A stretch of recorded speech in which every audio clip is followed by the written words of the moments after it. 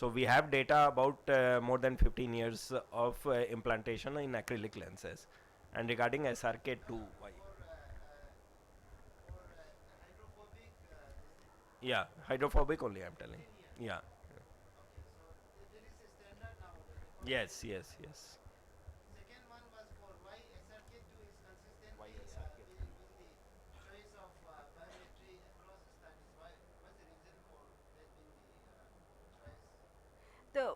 The measurements of SRK2 formula, the criteria is your A constant and your axial length.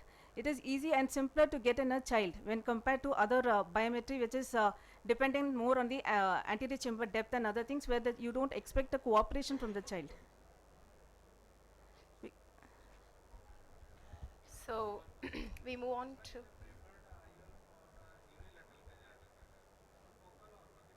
Monofocal, monofocal.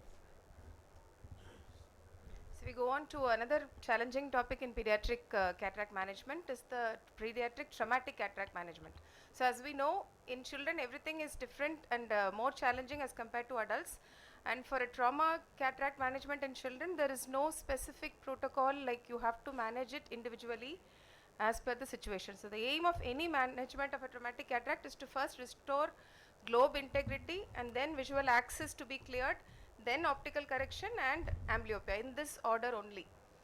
So trauma as in can be blunt trauma versus penetrating trauma, like these kind of various presentations. So blunt trauma is usually intact cornea. It can be total cataract, iris issues can be there, like dialysis or sphincter related issues. Lens may be unstable. We can have a doubtful posterior capsular stability can be doubtful, and there can be angle injuries. And other posterior segment injuries are more common, like bleed in the retina, vitreous detachments, etc. Penetrating trauma is more of anterior segment trauma with corneal involvement being more.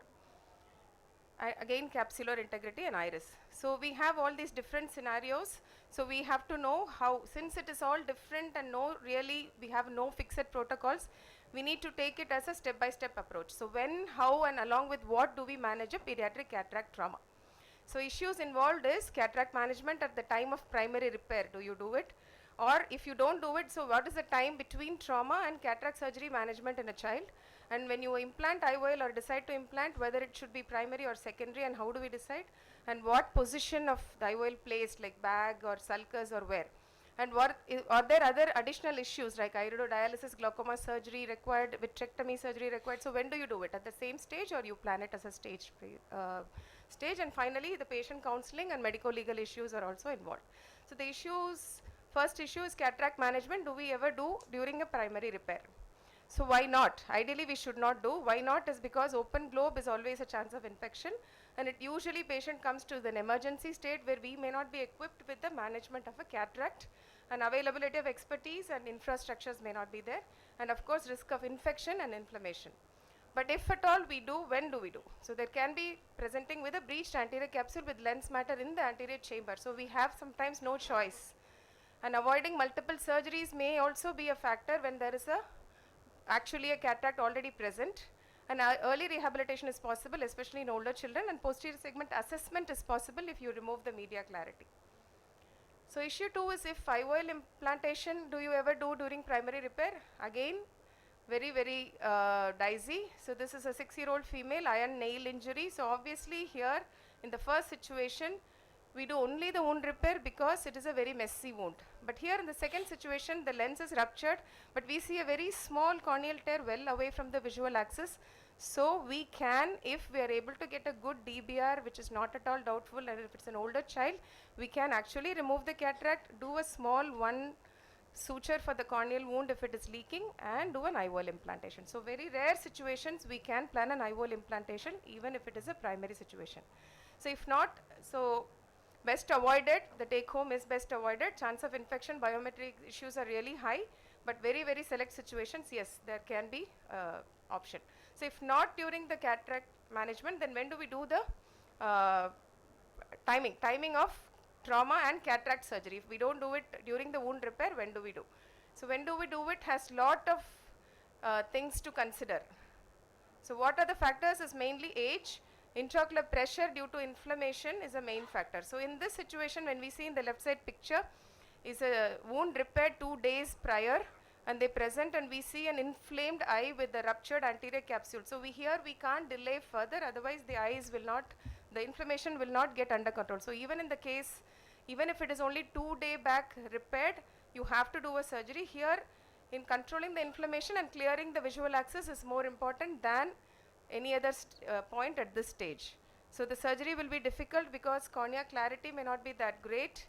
The globe may be inflamed, but we still have to do as much chance as possible. But considering IOL and all that is reserved for a next stage. So different scenarios, different type of management. We see children in all sorts of situations, like immediate, 1 week, 1 month, like that. So IOL implantation, when do? We do depending on how the situation is. Here this is a membranous cataract, membranous posterior capsule, but otherwise the membrane is very small, so we are able to make a rhexis in the PC into the membranous part of the capsule, and if we have a good bag support, ideal is, as we all know, is in the bag implantation of the IOL. So we can see a very good support of the posterior capsule despite trauma. So and then we form a good sulcus and place the lens in the bag. So here we see a traumatic cataract with fibrosed and fused anterior and posterior capsule. So as much as possible, we try to maintain the anterior capsule is a very important, most important management in the case of trauma, because even if the posterior capsule is not so reliable, we have a good sulcus to plan the lens implantation. So here you see there is a fibrovascular band there. So we had to use a cautery, remove that band, and we find that the PC is fibrosed. So there is a synechia there, we clear that. And here there is no intact bag, but a good anterior sulcus support is there, so we were able to put the lens in the sulcus. So primary implantation can be in the bag or the sulcus depending on capsular integrity. So IOL implantation, primary or secondary, as we saw, dependent on these factors like age, PC status, presence or absence of corneal sutures. So we manage the cataract. In many situations, cataract is not the only thing we see in children with trauma. We can have iridodialysis, we can have a large significant corneal opacity. So when iridodialysis is there, we have to probably sometimes do it along with the cataract management, and if there is a large corneal opacity but not central and not large enough to warrant a PK, we can do an optical iridectomy, and if there is a pre-existing or glaucoma, we might sometimes have to do a glaucoma surgery along with it. So this child has, you can see the pupil fully not at all present, it's all gone, and synechia and dragged to the wound of entry. So we have to form a pupil, find a cataract there. So here pupilloplasty had to be done along with the cataract surgery to form a visual axis. Similarly, here you see a large corneal opacity but not exactly central, and a very small pupil. So even if you do a cataract surgery and give a good pseudophakia, unless the cornea is a little more relatively clearer, we can't give a good visual rehabilitation, including glasses and all. So we can make a iridectomy in the end.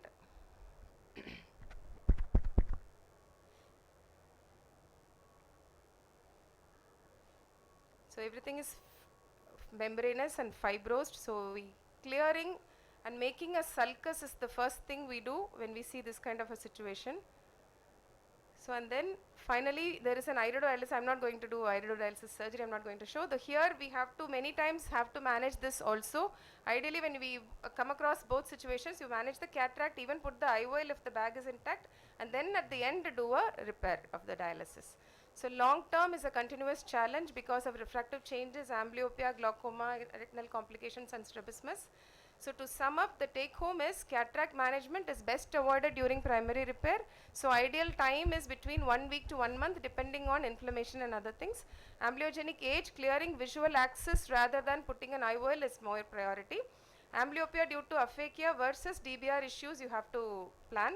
And primary IOL implantation has proven to be the best chance for adults and as well as children. And concurrent issues can be managed simultaneously. You can even take a support of your other colleagues whenever required. And long-term issues are always hand in hand, and patient counseling and other things have to be taken care. Thank you, and again I welcome you all for these two conferences.